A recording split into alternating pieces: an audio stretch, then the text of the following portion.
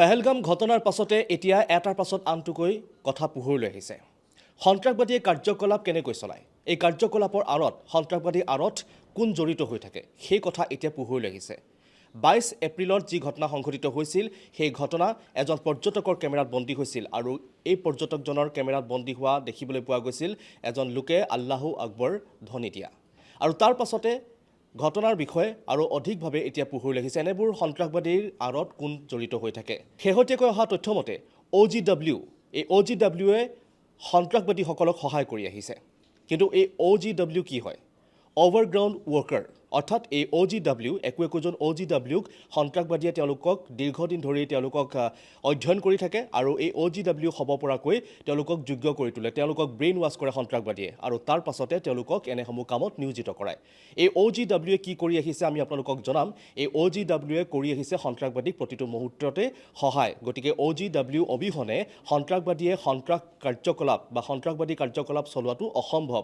একোজন OGWয়ে সন্ত্ৰাসবাদীসকলক প্ৰতিটো মুহূৰ্তত খবৰ দি থাকে, ক'ত যাব তেওঁলোকে, ক'ত কি কৰিব আৰু এই সন্ত্ৰাসবাদীসকলক OGW একোজনে তেওঁলোকক খাদ্যৰ যোগান ধৰা, ক'ত থাকিব আৰু ক'ত কেনেধৰণে তেওঁলোকে সন্ত্ৰাসবাদী কাৰ্যকলাপ চলাব, সেই খবৰসমূহ প্ৰতিটো মুহূৰ্ততে দি থাকে। গতিকে আমাৰ সাংবাদিক অৰবিন্দ ওঝাই এনে এজন OGW অৰ্থাৎ অভাৰগ্ৰাউণ্ড ৱৰ্কাৰ, তেওঁ আগতে OGW কাম কৰিছিল আৰু সেই OGWৰ সৈতে কথা বতৰা পাতিছে আৰু এই OGWজনে নিজ মুখেৰে তেওঁ মন্তব্য কৰিছে এনেধৰণৰ বহু গোপন কথা। চাওঁ হওক অৰবিন্দ ওঝাৰ এক रिपोर्ट। OGW क्या होता है आप? जी सर, OGW अगर देखा जाएगा तो ऑन ग्राउंड वर्कर जो मिलिटेंट के साथ काम करता है। तो सर ऐसी बात है कि जब कोई मिलिटेंट निकलता है पहले घर से, तो पहले वो सर OGW किसको बनाता है। OGW मतलब कि बनना ऐसी आम बात नहीं है सर। OGW भी उसी बंदे को बनाया जाता है कि जिसमें वो क्षमता होगी कि ये काम कर सकता है। लाइक सर ऐसे अगर मैं मिलिटेंट के साथ निकला तो मैं अपने पहले फ्रेंड सर्कल की तरफ नज़र डालूंगा। मैं देखूंगा पहले कि मेरे फ्रेंड सर्कल में अगर इतने बंदे हैं तो मैं देखता हूँ कि उनमें से कौन वो बंदा है जो मेरे साथ काम कर सकता है, जिसमें वो क्षमता है मेरे साथ काम करने के लिए, जो मुझे फ़ौज की खबर दे, जो मुझे खाना सामान वगैरह पहुंचाए फलानी जगह पे, और जिसके दिमाग में ये डर वगैरह नहीं हो, तो वो उस बंदे को चूज़ करता है OGW के लिए, तो फिर उसके लिए काम करता है। और जो मिलिटेंट भी जो बोलता है उस बंदे को करना है, तो वो बंदा किसी भी हालत में वो करना चाहिए। मतलब किस तरह से सिलेक्शन, क्या वो धार्मिक तौर पर काफ़ी उसका झुकाव हो, या ब्रेन वॉश किया जाता है शुरुआत में, या रेडिकलाइज किया जाता है? जी सर, वो भी चाहते हैं, कश्मीर के जो नौजवान हैं ये भी चाहते हैं कि हम मिलिटेंटों के साथ काम करें, हमारा खून उनके लिए लगे। हम कश्मीरी OGW जो भी है कश्मीरी सब यूथ ये भी यही चाहते हैं कि मिलिटेंट को मतलब कि एक तो इसको प्रोटेक्ट करना और दूसरा इसको किसी भी जगह पे सेफ रखना या खाना वगैरह पहुंचाना, मतलब कि इन शॉर्ट अगर बोला जाए कि इसको प्रोटेक्ट करना, मदद करना। जो टेररिस्ट चाहे पाकिस्तान बॉर्डर से भी आते हैं या जम्मू कश्मीर के लोकल भी टेररिस्ट बन जाते हैं, तो उनको हेल्प करना ओवरग्राउंड वर्कर का काम होता है। जी सर, यही काम होता है ऑन ग्राउंड वर्कर का। तो ऑन ग्राउंड वर्कर अगर देखा जाएगा, अगर इसको फौज भी देखेगी, मतलब कि ऑन ग्राउंड वर्कर हर किसी तरीके का होता है, ये कहीं भी चल सकता है, फौज में भी ये घूम सकता है आराम से, इसको फौज भी कुछ नहीं कह सकती है, पुलिस भी कुछ नहीं कह सकती है, क्योंकि ये ऑन ग्राउंड वर्कर होता है, काम करता है मिलिटेंट के साथ। तो मिलिटेंट के बगैर इसको किसी को पता भी नहीं होता है कि मिलिटेंट के साथ काम करता है। आप कभी अरेस्ट हुए, आप किस तरह से ओवरग्राउंड वर्कर बने? जी सर, मेरा भी एक दोस्त था, एक नहीं काफ़ी सारे दोस्त थे मेरे, तो उन्होंने भी जैसे मैंने बोला कि उन्होंने भी देखा पहले कि कौन ये काम कर सकता है, तो उन्होंने फिर मुझे चॉइस किया। तो फिर मैंने लगभग 2-4 साल उनके साथ काम किया, बहुत मदद किया उनके लिए, बहुत रातों भर मैं निकलता था, खाना पहुंचाता था या बाकी वगैरह उनके लिए काम करता था। तो फिर 4-5 साल के बाद उन्होंने मेरे से काम भी लिया, बहुत अटैक्स करवाए हमारे ज़रिए। तो फिर एक अटैक में हम ऑन स्पॉट पकड़ गए, तो उस टाइम हम कुछ नहीं कर सके फिर। तो आप क्या अरेस्ट होके जेल गए? जी सर, मैं 2.5 साल तक खुद जेल में रहा हूँ। क्यों, एक बेनिफिट था मुझे बाहर आने का, वो तो ये था कि मैं माइनर था। अगर मैं माइनर नहीं होता तो मुझे नहीं लगता कि मैं आज यहाँ पर आपके सामने बात करता हूँ। किस तरह से आपको कांटेक्ट किया था, वो प्रोसेस क्या किस तरह से क्या बातचीत की थी, किस तरह से आपका ब्रेन वॉश किया उस शुरुआत में क्या बोलते थे? जी सर, देखो पहले 2015 की बात करेंगे हम। तो जब एक मिलिटेंट ने मुझे डायरेक्ट फेसबुक पे मुझे मैसेज किया, उस टाइम ज़्यादा इस पे नहीं ध्यान दिया जाता था, मतलब कि व्हाट्सअप पे फेसबुक पे ज़्यादा ध्यान 2015 की बात है। तो मैंने बोला ठीक है, हम बीबीएम एप्लीकेशन डाउनलोड करेंगे, तो क्या करना है उसके बाद। बोला ऐसा ऐसा प्रोसेस है तो करो। फिर जब हमने वो प्रोसेस किया तो उस पर मुझे रिक्वेस्ट आई, मैसेज आ गई ऐसी कि मैं फ़लानी बंदा फ़लानी मिलिटेंट हूँ। तो मैंने बोला ठीक है, आप हुक्म करो क्या करना है आपके लिए। बोला इस पे जो भी मैं आपको बात बोलूँगा पूरा सेफ है, कोई टेंशन नहीं है। इस पे हम वीडियो कॉल भी कर सकते हैं, वॉइस कॉल भी कर सकते हैं, मैसेज वगैरह भी कर सकते हैं, तो कोई मसला नहीं है इस पे, ये सेफ एप्लीकेशन है। तो वैसे भी बहुत सारी एप्लीकेशन थी जिस पे मिलिटेंट OGW के साथ बात कर सकते थे, तो बिना किसी ट्रैप होने के। तो उस पे हम उसके साथ बात करते रहते थे। तो एक दिन उसने बुलाया, खाना लेके मैं गया उधर, कहाँ बुलाया? ऐसे ही जंगलों में। यहाँ पर तो कश्मीर में चारों ओर अगर देखा जाएगा तो जंगल ही जंगल है। तो उधर ही बुलाया एक जंगल में। तो फिर वहाँ पर उसने बोला कि जब मैं दूसरी बार आपको बुलाऊंगा तो आप आओगे, आप डरे मत। मैंने बोला नहीं कोई बात नहीं है, आपके लिए तो हमारी जान भी हाजिर है। बोला ठीक। तो वैसे ही उसने फिर दूसरी बार भी बुलाया खाना लेके, और तीसरी बार उसने बोला कि फलानी जगह पे ऐसा है, वो उठाना है, वो दूसरी जगह छोड़ना है। तो ऐसे ऐसे मैंने उसके साथ काम। तो जब वो फिर हो गया, न्यूट्रलाइज हो गया, तो उसके बाद ऐसे ही उसने, मारा गया वो? जी सर, वो तो न्यूट्रलाइज हो गया। तो उसने लेकिन मेरा ऑलरेडी किसी को बोला था कि ऐसा बंदा है, OGW है हमारा, तो बहुत भरोसे वाला बंदा है, इस पे बिना आंखें आप भरोसा करना। तो फिर जब वो न्यूट्रलाइज हो गया तो दूसरा बंदा ऐसे ही मेरे साथ कांटेक्ट करा। तो फिर ऐसे ही चलता रहता था सर। चलता रहता। जी। तो जब आप पकड़े गए उस दौरान क्या हुआ था, कैसे ऑन द स्पॉट पकड़े गए थे, क्यों, कौन सा टेररिस्ट अटैक था? वो एक ग्रेनेड अटैक था, पुलिस पे वो करना था हमको। तो मेरे साथ एक मिलिटेंट भी था, लेकिन वो भाग गया, भागने में वो कामयाब हो गया। मेरे से बड़ा था वो, तो इसलिए, और मैं छोटा भी था उस टाइम।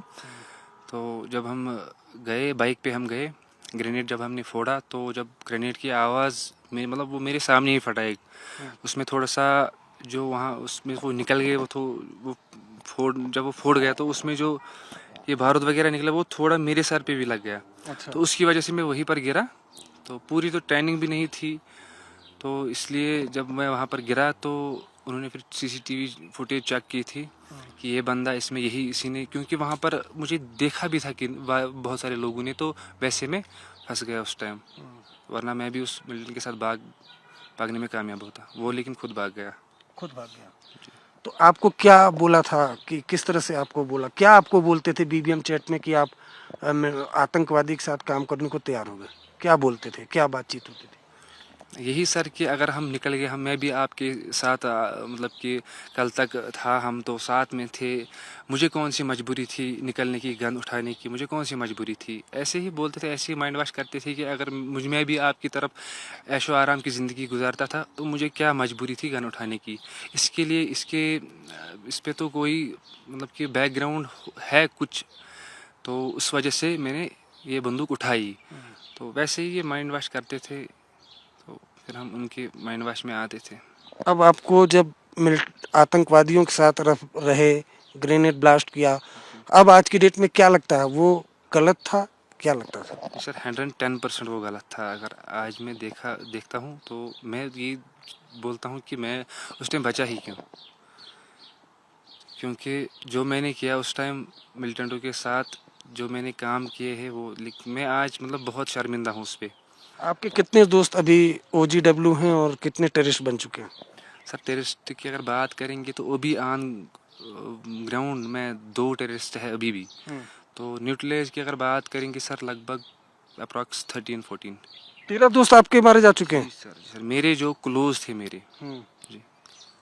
और अभी कितने दोस्त आपके ओवर ग्राउंड वर्कर हैं? जी सर, दो है अभी भी। अच्छा। जी, अपने एरिया में जो 2 है सर, बाकी भी है लेकिन मेरे एरिया में सर 2 ही है। पहलगाम में जो ये टेररिस्ट अटैक हुआ, आपको क्या लगता है कि ये ओवर ग्राउंड वर्कर का इसमें हाथ हो सकता है?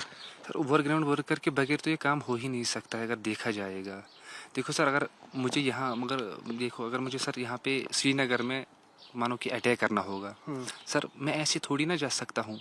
मुझे क्या पता वहाँ पर उस टाइम फौज होगी या कोई और होगा, मैं मत वहाँ पे अटैक करने से पहले ही मत मारा जाऊंगा। ये तो सर ये जो खबर देता है कि नहीं इस टाइम यहाँ पे फौज नहीं है, इस टाइम यहाँ पे हालात ठीक है, इस टाइम यहाँ पे अच्छा मौका है अटैक करने का, तो तब ही वो हो सकता है। तो वो with the help of OGW, सीधी सी बात है सर, OGW के बगैर ये काम नहीं हो सकता। अच्छा, मतलब बैरसन घाटी में जो टूरिस्ट होंगे तो उसकी इंफॉर्मेशन OGW देगा? जी सर, मेरे ख्याल से OGW का काम है ये। मेरे हिसाब से अगर बात करेंगे तो लगभग 5-6 OGW उस टाइम वहाँ पर मिलिटेंट के साथ होंगे और वो उनको इन्फॉर्म भी करते हैं कि यहाँ पर ऐसा ऐसा होगा। तो वो तो पाकिस्तानी टेररिस्ट हैं, कैसे OGW के कांटेक्ट में आए होंगे, किसी दूसरे के थ्रू? जी सर, जैसे मैंने बोला वैसे ही उनको ऑलरेडी उनके साथ कांटेक्ट होगा। तो सर ये ऐसे ही उन्होंने इनको पहले अगर देखा जाएगा, इन्होंने पहले 1 महीना पहले इन्होंने पहले मशवरा किया, प्लानिंग की होगी कि कैसे कब किस टाइम पे हमको अटैक करना है। और सर फिर अटैक। अब तो आप नहीं करते? नहीं सर, मैंने तो तब से, जब मैं जेल से छूटा तो सर तब से कानों को हाथ थमाया मैंने। जी, सबको, नौजवानों को कश्मीर के मैसेज देंगे ना, इन चीज़ों में ना पड़े। यही सर, यही मैं देना चाहता हूँ कि जो भी अगर अभी भी कोई उनके साथ कांटेक्ट में है तो मैं यही कहना चाहता हूँ कि उसको एक ना एक दिन या तो उसी के साथ मरना है या तो उसको जेल जाना है। अगर अपनी ज़िंदगी बचानी है, अपना आप खुद सेफ रखना है, कैरेक्टर साफ रखना है, आगे बढ़ना है ज़िंदगी में, तो बस उनके साथ कांटेक्ट कट करो, अपनी ज़िंदगी अच्छे से जियो। अच्छा, मेरा एक सवाल है, आपने बोला था फॉरेस्ट एरिया में गए, तो ये सामने मैं फॉरेस्ट देख पा रहा हूँ, फॉरेस्ट के अंदर से आपको लगता है कि जो पहलगाम के जो टेररिस्ट हैं वो ऐसे भाग पाते होंगे जल्दी? लोग कैसे वहाँ छुपते हैं, कैसे फॉरेस्ट एरिया में? सर वहाँ आपने खुद भी देखा होगा कि बाईसरन घाटी में जो वहाँ पर तो जंगल ही जंगल है, अगर देखा जाएगा तो पूरा वो जंगल एरिया ही है। तो वहाँ से जंगल में ही आए होंगे और जंगल में ही वापस जाए होंगे। तो बहुत सारे जो ऐसे जंगल है जिसमें बहुत सारे हाइड आउट है, वो हाइड आउट से बाहर निकलते हैं, अटैक करते हैं, वापस हाइड आउट की तरफ जाते हैं। तो मुझे नहीं लगता है कि वैसे वो कभी फंस जाएंगे, फंस तो जाएंगे एक ना एक दिन, वो तो बात है, लेकिन ऐसे ऐसे मौक़ों पे वो कामयाब होते ही रहेंगे ऐसे। आप जंगल में कितनी कभी रहे हो जंगल? जी सर, बहुत बार रहा हूँ, 2-2 बार, 2-2 रात, 3-3 रात रहा हूँ। कैसे रहते हो जंगल में? सर वहाँ पे भी हाइड आउट होते थे, ज़मीन के नीचे हाइड आउट होता था। कमरा सीधा बना, मतलब कि जैसे ऐसे कमरा होता है जब जैसे घर में हम बैठे वैसे ज़मीन के नीचे, आपको पता भी नहीं चलेगा। अगर आप उसके आगे भी चलोगे, आप उसके ऊपर भी चलोगे, पता नहीं चलेगा। खाना पीना? खाना पीना तो सर वो जी आप लोग लेके जाते? सीधी सी बात है सर, खाना पीना हम उनको ले जाते थे, स्टॉक वगैरह हम ले जाते थे उनको 10-15 दिन के लिए। तो 10-15 दिन उनको निकलते थे उस खाना को, तो उसके बाद हम फिर से ले जाते थे, ऐसे ही महीना भर खाना उनको ले जाते थे, महीने के बाद फिर से ले जाते थे, ऐसा ही सिलसिला जारी रहता था। शुक्रिया हमसे बात करने के लिए, उम्मीद है कि आप अपनी नई ज़िंदगी अपनी जियोगे। जी सर, बस आपका भी सपोर्ट रहना चाहिए। और बस हम अब ऐसा ना, हम किसी को ऐसा बोलेंगे ऐसे करना और ना खुद करेंगे। अब ये एक OGW हैं जो अभी तो नहीं है लेकिन ये जेल में भी रहे, और इन्होंने बताया कि किस तरीके से कश्मीर घाटी में बिना OGW की मदद के कोई बड़ा आतंकवादी हमला या सिक्योरिटी फोर्स पर हमला वो किया ही नहीं जा सकता। और OGW का काम न सिर्फ आतंकवादियों को खाना पहुंचाना बल्कि सिक्योरिटी फोर्सेस की मूवमेंट की पूरी जानकारी आतंकवादियों को देना होता है।